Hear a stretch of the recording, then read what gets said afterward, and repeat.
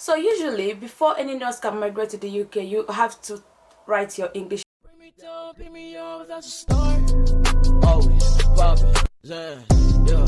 My body hurts, can't stand.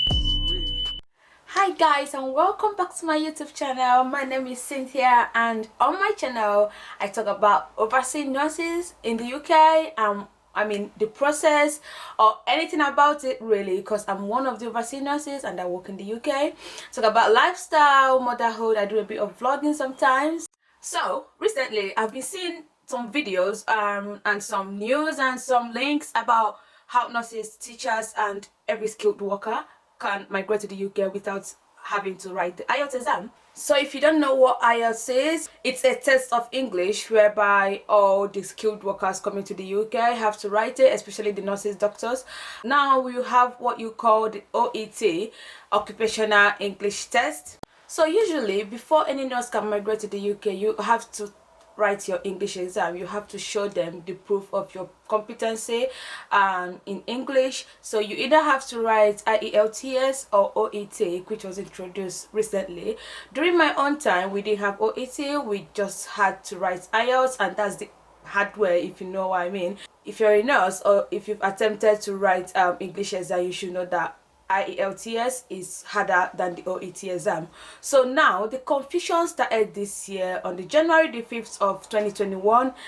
Gov.uk had an information on their website, and this information has confused a lot of people that would like to work in the UK. So now I'll have to link everything below this video, so when you're done with this video you can check on the links below to get yourself more information about whatever I'm saying. Number one, if you go to the gov.uk website, you will see a place they write something about skilled worker, skilled visa. So they're trying to say that the skilled visa is going to replace the tier 2 visa. So if you go to Home Office website, you will see this info where they said if you're a skilled worker in any country you are, you can apply to work in the UK, be you a teacher, be you a nurse, be you a doctor, and you do not have to provide English exam. Well, this is not 100% true, because as a nurse you still have to provide your English exam. You still have to write either your Ielts or your OET. You need to write your English exam because not only write it, you have to sit for it and pass it, because you have to submit your certificates, you have to submit your scores to the NMC UK to be able to register. So in the website it categorically tells about all the skilled workers, but if you go down it as well, you will see where it says that no matter what skilled worker you are, you still have to meet the requirement to register with your professional body. So for example, nurses, we have to register with NMC UK. So if you don't get your English exam, if you don't get your OET exam, if you don't pass them, you cannot register with NMC. So you cannot work as a nurse in the UK. So no matter whatever you see on the internet or on the website or whatever anyone tells you about English exam or OET, I just want you to scrap that off your mind, because you still need to write your English exam to be able to register with NMC UK. Now the good thing about the information on the website is that they said all skilled workers can apply, but I'm going to in this video I'm going to talk about nurses, I mean the health professionals, and then I'm going to talk about all other skilled workers. First of all, the health professionals, the doctors and nurses, have already said this: you have to write your English exam to be able to register with your professional body. Apart from that, you also have to meet other requirements. You also have to do your CBT exams and all of those stuff. So anyone telling you you don't have to write English exam, that is not true. You have to write English exams. So where the main issue comes from is when people tell me that, oh, I think I can work in the UK as a carer because I'm a carer back home wherever I'm from. I think I can work in the UK as a teacher. Can you tell me more about that?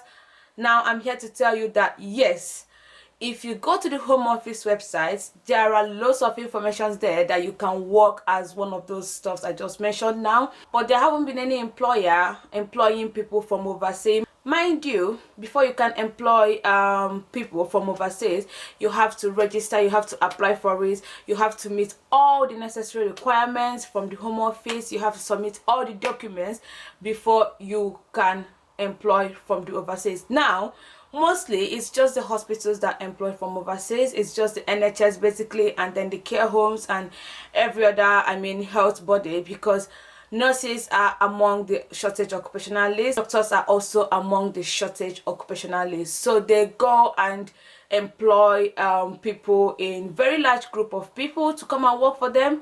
However, they still want teachers, they still want other skilled bodies, the engineers, the architects and all of those stuff, but there haven't been any employer ready to employ them.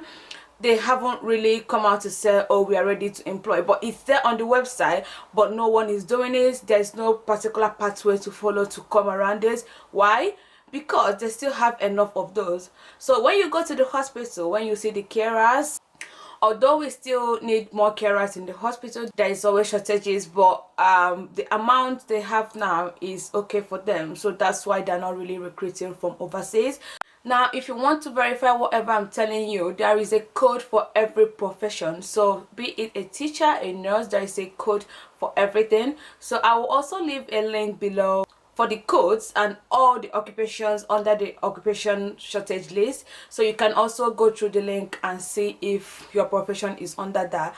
Then when you go through the link and you find out that your profession or your career is among the shortage occupation list, next thing you have to do is to look and see if there is any employer that is ready to employ from overseas. You can find out that your occupation is among the shortage occupational list, but there might not be any employer, and one of the requirements that you have to get before you can come to the UK is being employed by an employer, and then your employer has to sponsor you, give you what we call certificate of sponsorship. That's basically a number that you need to apply for your visa.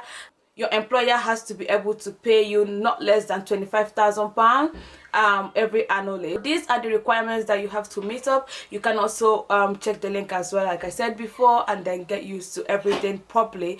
So for now, what I can say is nurses, doctors, you still have to write your Ielts exam or your OET exam.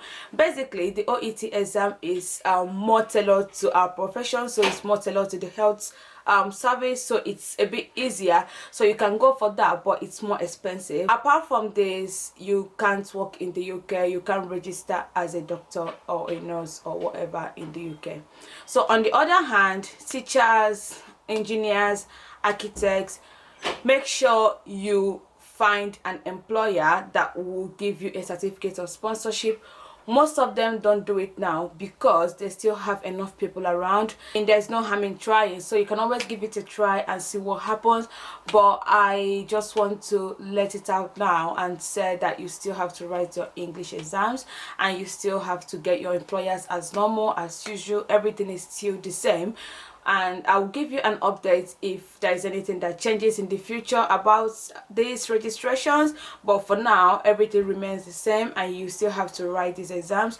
Every information you're having or about not writing English exam is all fake. They're all fake. You still have to write your exam.